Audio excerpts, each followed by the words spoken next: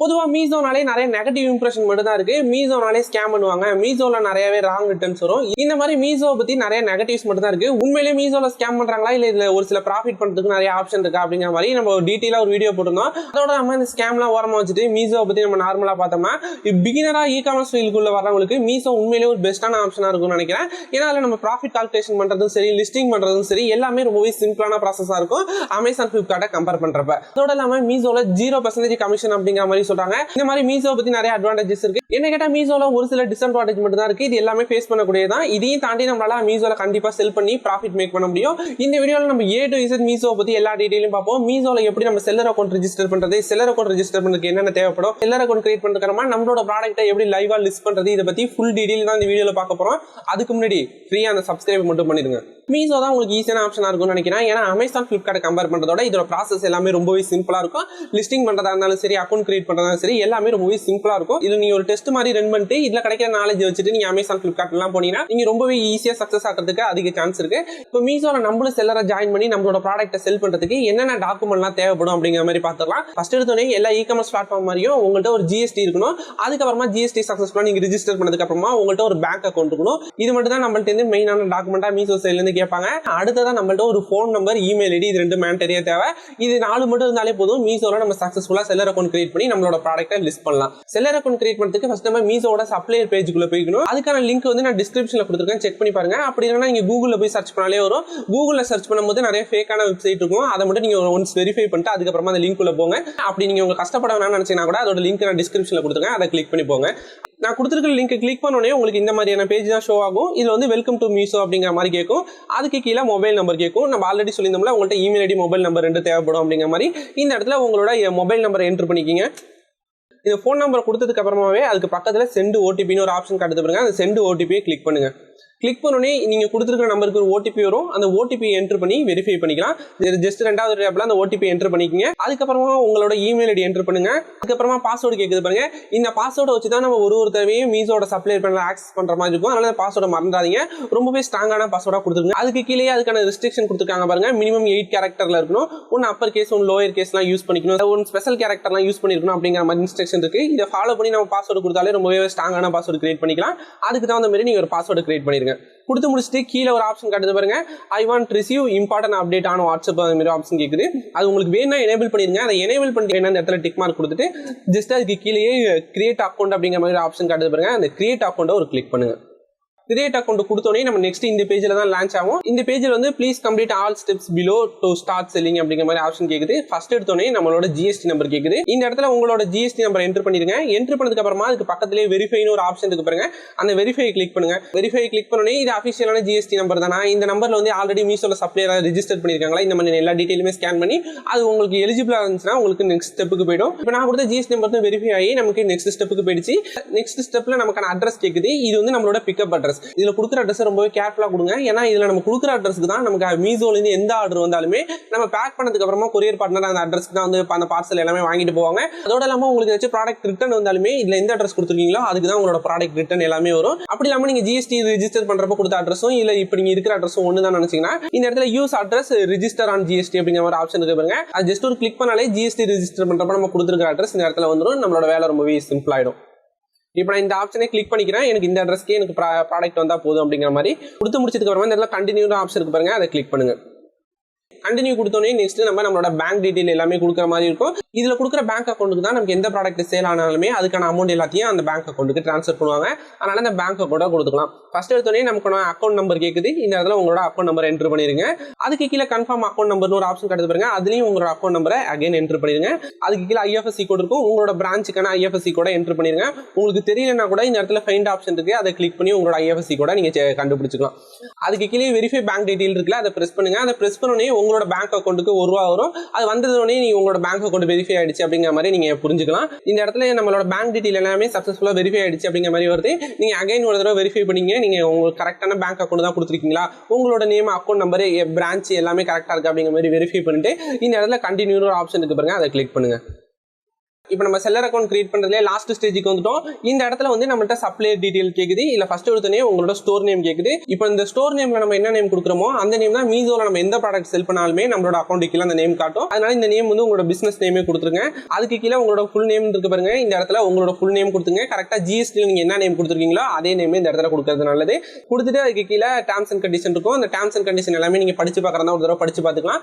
படிச்சு பார்த்ததுக்கு அப்புறமா இந்த இடத்துல அக்ரின்னு ஒரு ஆப்ஷன் இருக்கு பாருங்க. அந்த அக்ரியை கிளிக் பண்ணி சப்மிட் கொடுங்க. சப்மிட் கொடுத்தோடனே நம்ம மீஷோல சக்சஸ்ஃபுல்லா செல்லர் அக்கௌண்ட் கிரியேட் பண்றோம். அதுக்கப்புறமா நம்ம ப்ராடக்ட் லிஸ்ட் பண்றது மட்டும் தான் பாக்கி. நம்மளோட ப்ராடக்ட்டை லிஸ்ட் பண்ணிட்டோம்னா 100% இந்த ப்ராசஸ் கம்ப்ளீட் ஆயிட்டுனே சொல்லலாம். நம்ம நெக்ஸ்ட் நம்மளோட ப்ராடக்ட்டை எப்படி லிஸ்ட் பண்ணலாம் அப்படிங்கிற மாதிரி பார்க்கலாம். நம்ம ஆல்ரெடி மீஷோல செல்லர் அக்கௌண்ட் கிரியேட் பண்றதுக்கு முன்னாடி அதுக்கு ஒரு சில விஷயங்கள்லாம் தேவை. இது இருந்தா மட்டும் தான் நம்மளால கிரியேட் பண்ண முடியும் அப்படிங்கிற மாதிரி சொல்லிருந்தோம்ல.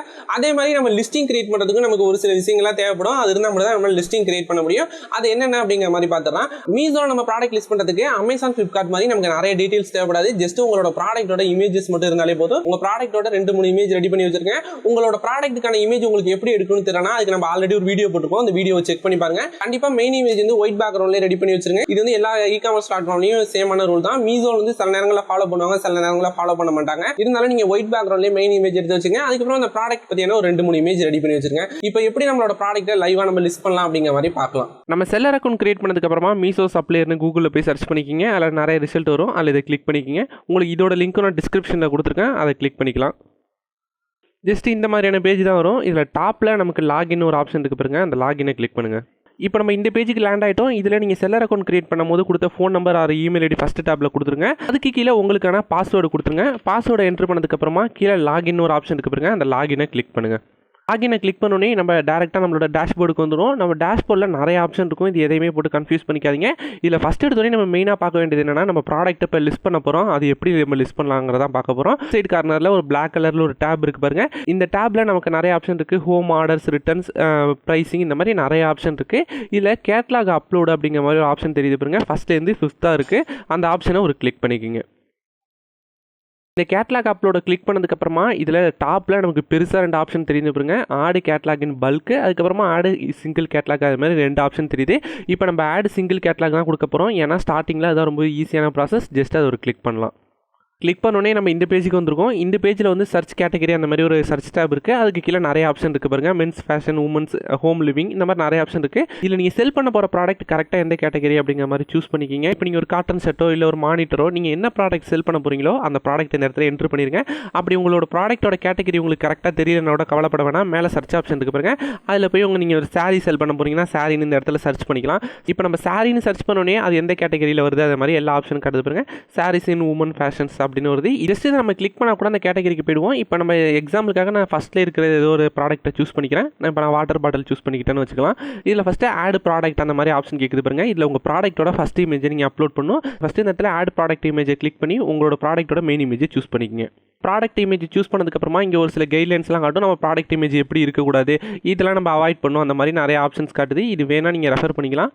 இதெல்லாம் பார்த்து முடிச்சதுக்கப்புறமா இந்த இடத்துல கண்டினியூன்னு ஆப்ஷன் இருக்குது பாருங்க. அதை கிளிக் பண்ணுங்கள். இந்த பேஜில் தான் நம்ம ப்ராடக்ட்டுக்கான எல்லா டீட்டெயிலுமே நம்ம கொடுத்து நம்ம ப்ராடக்ட்டை லிஸ்ட் பண்ணணும். இப்போ நம்ம ரொம்பவே பேசிக் லெவலில் எப்படி லிஸ்டிங் கிரியேட் பண்ணலாம் அப்படி மட்டும் பார்ப்போம். எந்தெந்த ஆப்ஷன்லாம் மட்டும் மேண்டரியாக இருக்கோ அதை மட்டும் நம்ம ஃபில் பண்ணி இந்த லிஸ்டிங்கை கிரியேட் பண்ணுவோம். ஃபஸ்ட் எடுத்தோடனே இதில் என்ன ஆப்ஷன் கேட்குதுன்னா நெட் வெயிட்னு கேட்குது. நம்ம ப்ராடக்ட்டோட வெயிட் கேட்குது. வெயிட் வந்து நீங்கள் கிராமில் தான் மென்ஷன் பண்ணணும். ஜஸ்ட் நம்ம ப்ராடக்ட்டோட வெயிட்டை நம்ம மென்ஷன் பண்ணிப்போம். அதுக்கு கீழே நம்ம ப்ராடக்ட்டோட டைட்டில் கூட அதுக்கு தேவை கிடையாது. அது மேண்டரியாக எதுவுமே கேட்கல. இந்த இடத்துல சின்னதாக ஒரு ரெட் கலரில் ஒரு இண்டிகேஷன் காட்டுது பாருங்க, ஸ்டார் மாதிரி. அந்த ஸ்டார் எது இதெல்லாம் இருக்கோ அது எல்லாமே நம்ம மெயினாக என்ட்ரு பண்ணணும். அப்படி ஸ்டார் இல்லாத எந்த ஆப்ஷனுமே நம்ம ஃபில் பண்ணணும் தேவை கிடையாது. அது ஃபில் பண்ணாட்டி கூட நம்மளோட லிஸ்டிங் லைவ் ஆகிடும். ஜஸ்ட் நம்ம ப்ராடக்ட்டோட சைஸ் கேட்குது. சைஸை செலக்ட் பண்ணோம்னா ஃப்ரீ சைஸ் மட்டும் தான் அவைலபிளாக இருக்குது. ஜஸ்ட் அதை ஒரு கிளிக் பண்ணி அப்ளை கொடுத்துக்கலாம்.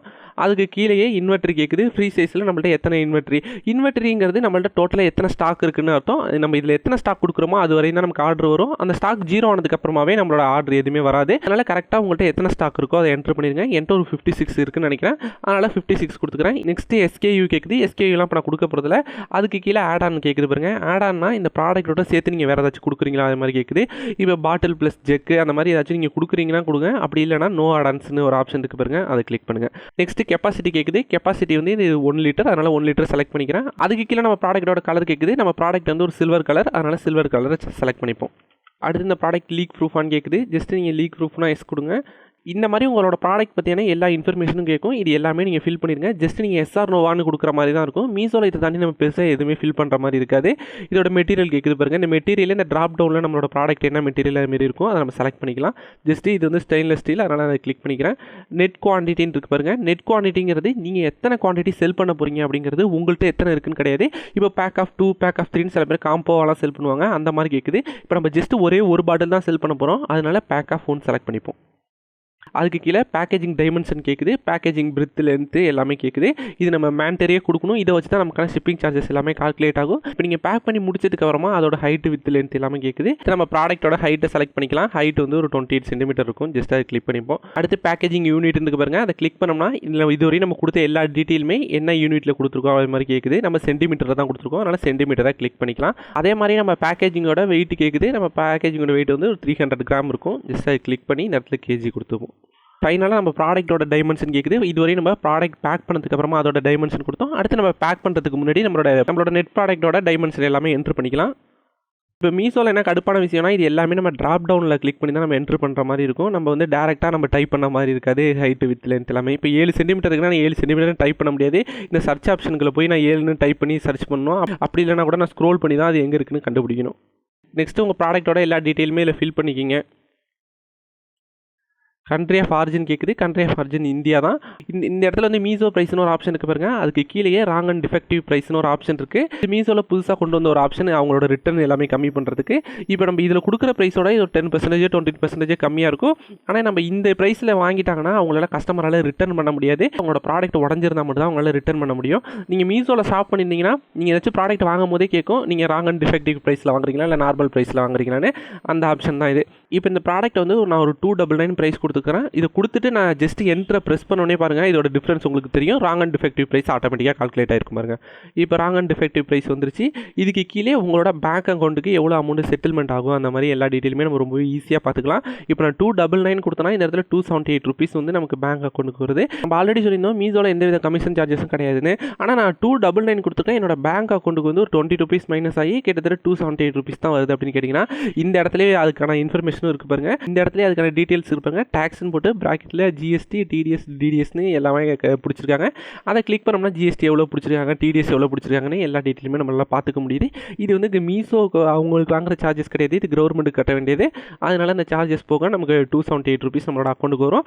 இப்போ நான் 299க்கு இந்த ப்ராடக்ட்டை லிஸ்ட் பண்ணோன்னா மீஷோவில் ஏதாச்சும் ஒரு கஸ்டமர் பார்த்தாங்கன்னா அவங்களுக்கு வந்து 370 ருபீஸ்க்கு காட்டும். ஏன்னா plus shipping charges 71 rupees add ஆயிருக்கு.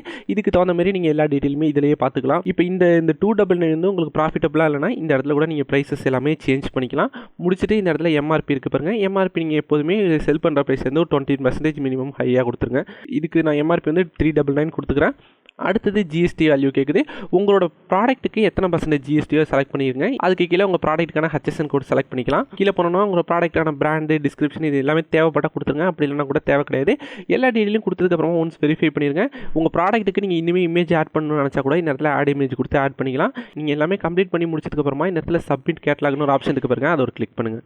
ஜஸ்ட் நம்ம கிளிக் பண்ணோன்னே நம்மளோட ப்ராடக்ட் வந்து QC செக்குக்கு போயிடும். QC செக் பாஸ் ஆகிடுச்சுன்னா நம்ம ப்ராடக்ட் வந்து சக்ஸஸ்ஃபுல்லாக லைவ் ஆகிடும். QC செக்குங்கிறது குவாலிட்டி செக். குவாலிட்டி செக் முடிச்சதுக்கப்புறமா ஒரு 4 to 6 ஹவர்ஸ்க்குள்ளே நம்மளோட ப்ராடக்ட் லைவ் ஆகிடும்.